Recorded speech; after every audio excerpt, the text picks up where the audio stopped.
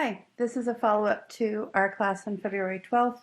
We started talking about thematic analysis in the analysis phase and answered some questions about research design in general.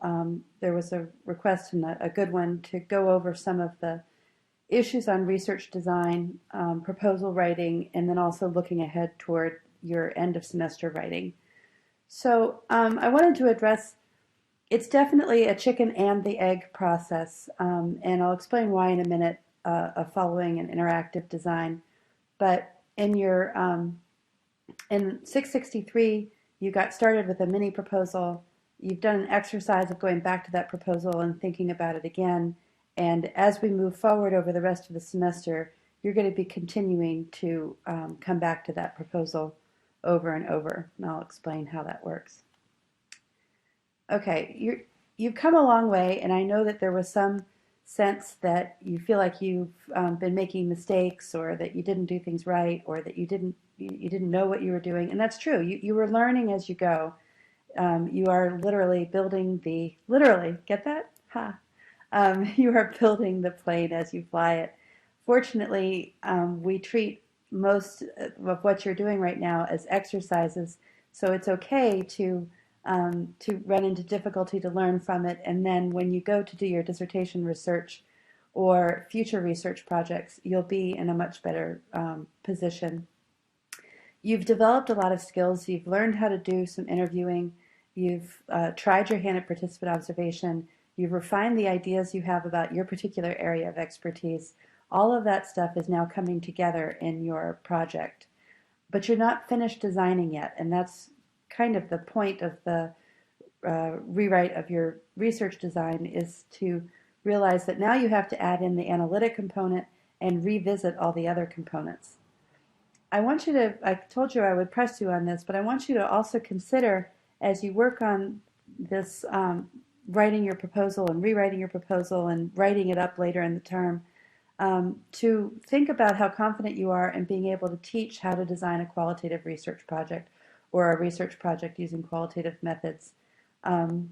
Further in your career, regardless of which direction you go in, you're going to come into opportunities to either do research, talk to other people about their research, or teach other people how to do research. And so I want you to think about how good your design skills are and how comfortable you are talking about them as part of what I want you to accomplish in this course. So just as a reminder of that goal.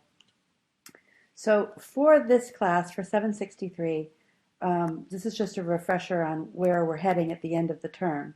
After doing all of the various different exercises, you're going to write up a report of your project, taking whatever form is appropriate to where you are in your project. For some of you, that may be to actually try your hand at writing up a research article.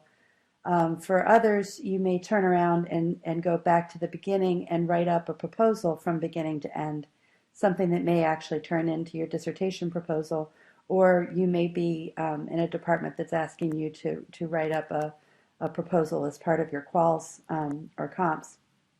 And you may find some other kind of self-contained project, something for work or on a grant that you're doing. There's a variety of projects that you could do. One of the requirements of the paper, and this is naturally part of any research write-up, is the reflective component on yourself as a researcher. And this is what we were talking about last night, about your position statement of you as a researcher, what your position is relative to the research. And all of what you've been doing thus far and will be doing on the exercises they're exercises. They're practicing writing different kinds of components of your research design and of doing your analysis. This final paper is intended to be more formal and to try to think about an audience above and beyond me and the class. So that's just a reminder of where we're going. This isn't a particularly good capture, but I'm going to put an article, a chapter article that goes over all of this by Maxwell,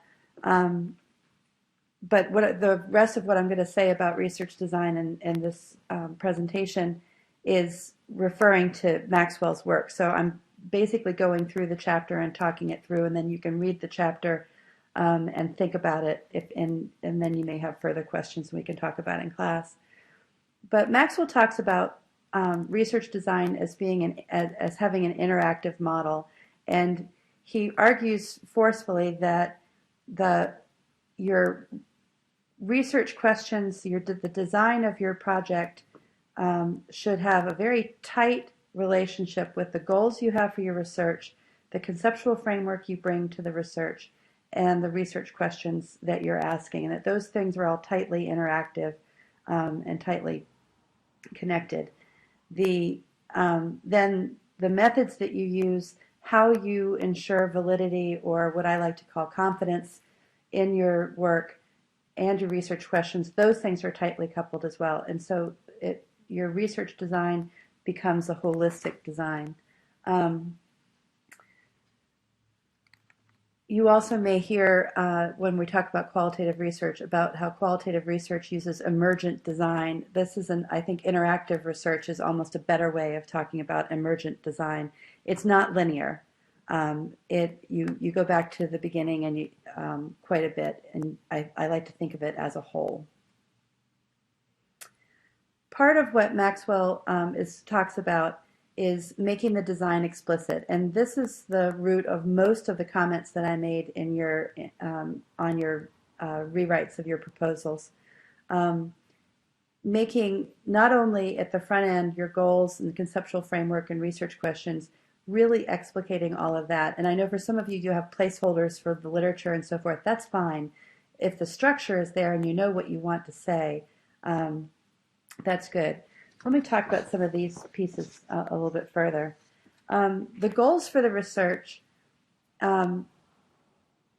this is on the one hand your personal goals, and some of this you don't necessarily talk out loud about in your formal writing. The practical goals relating to the significance of the question that you're asking, those are the kinds of things you do often put in a grant proposal, for example.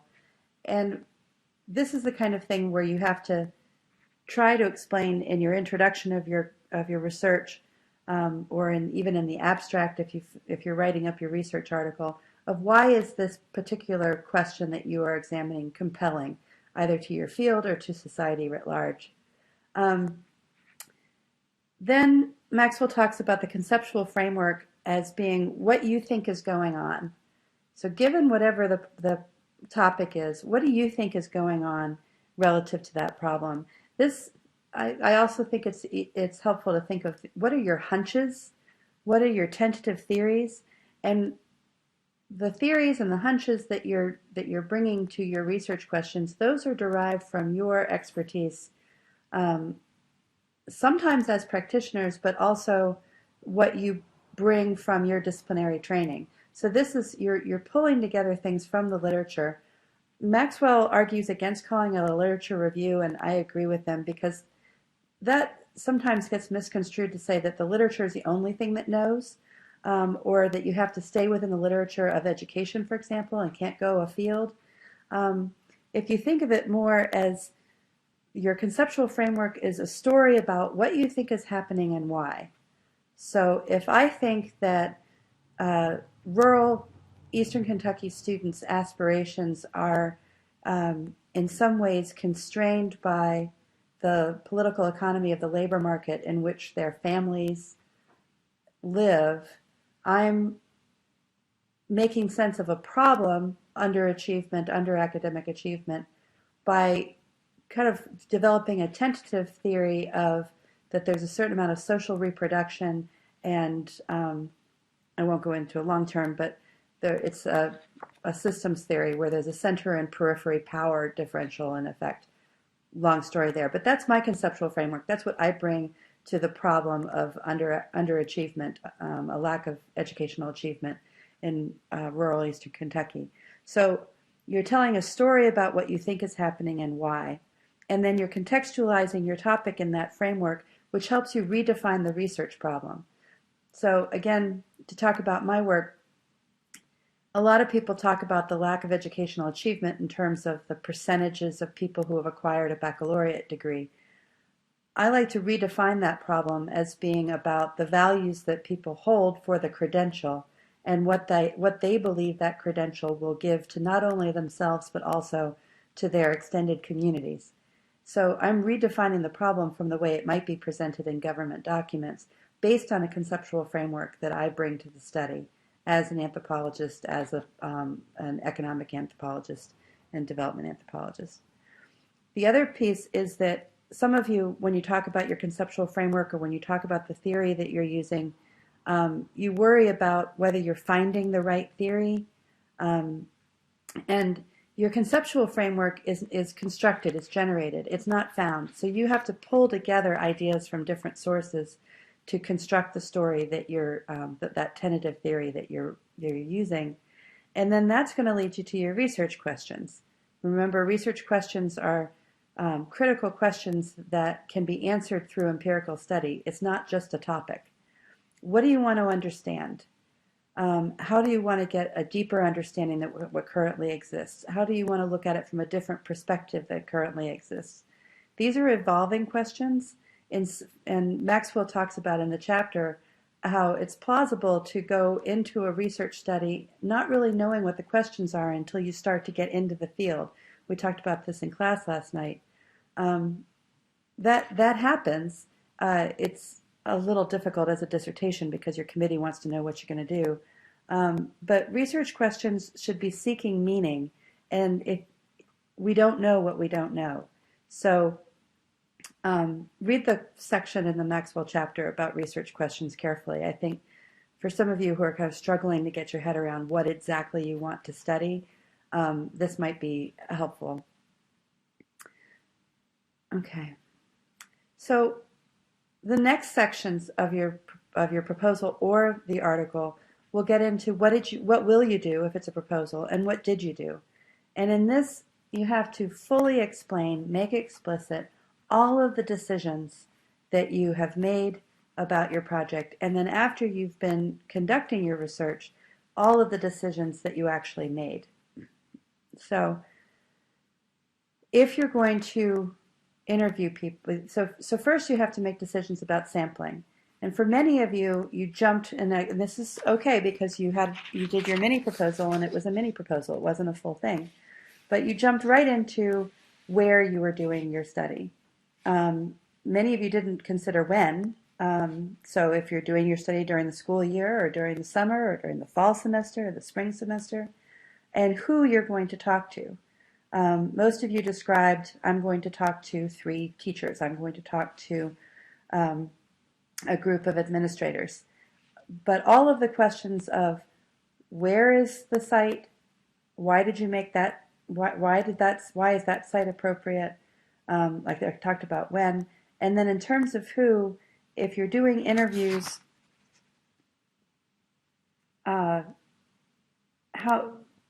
how are you selecting the criteria for who you will interview? What is the population of possible interviews, and then how do you narrow that down if you're narrowing it down? How are you defining the population? All those questions have to be very explicitly described. Then you have to describe the decisions that you've made about how you're going to generate data. What will you ask if you're doing interviews? What will you look at? What will you listen to? How will you spend your time if you're going to be doing participant observation?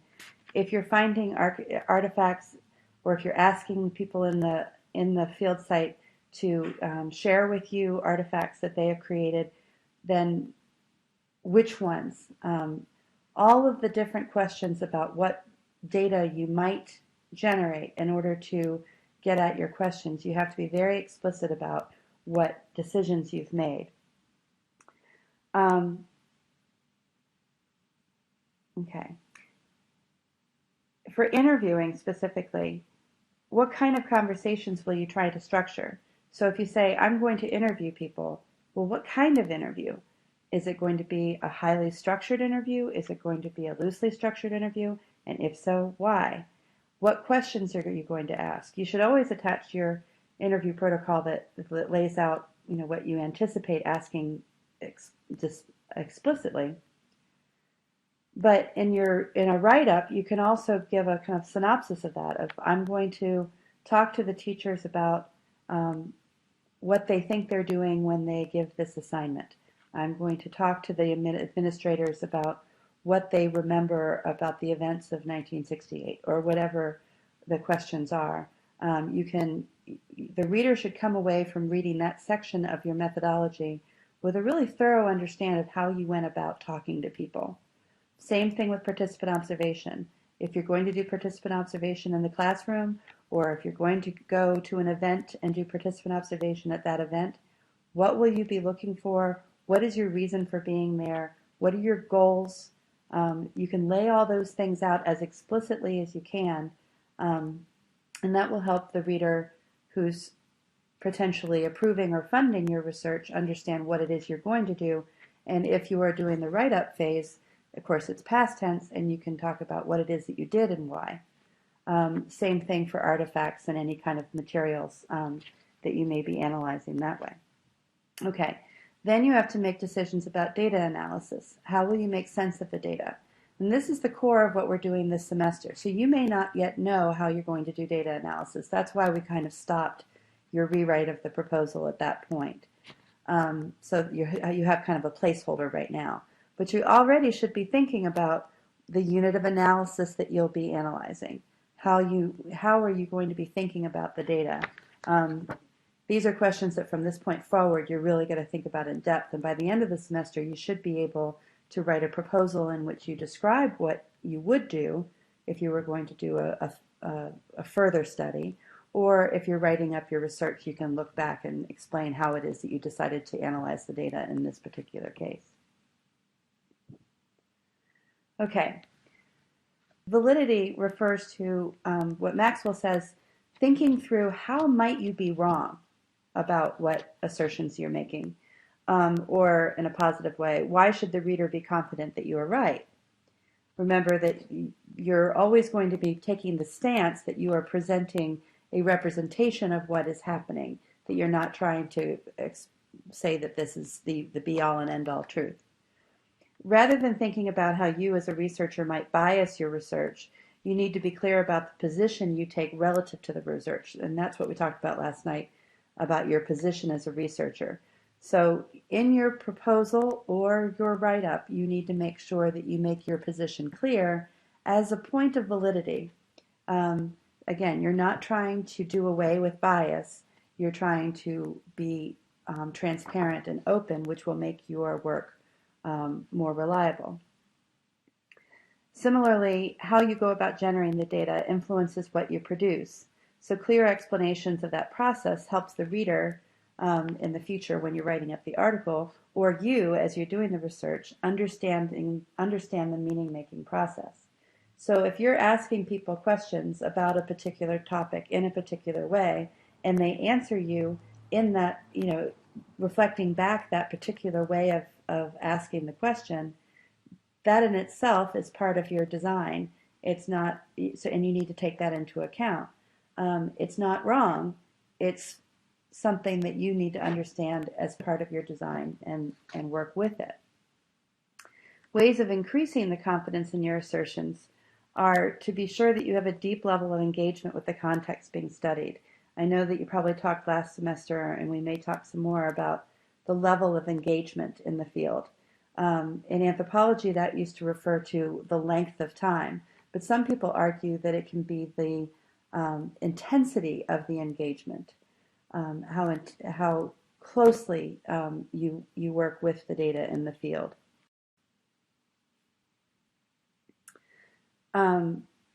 Also looking at the richness of the data you generate. You may feel like the data that you generated last fall in doing your exercises wasn't particularly rich because maybe the design decisions that you made then weren't the best ones and there are better ways of getting the data. So you may be in a position right now where you're a little bit frustrated because the data that you have are not as rich as you know that they should be in order to be evidence of a good study. That's okay. It would help if we could go back and get more data or improve the richness of the data by maybe using a different data source. if anything else, by the end of the semester, you'll be able to propose how to do it better.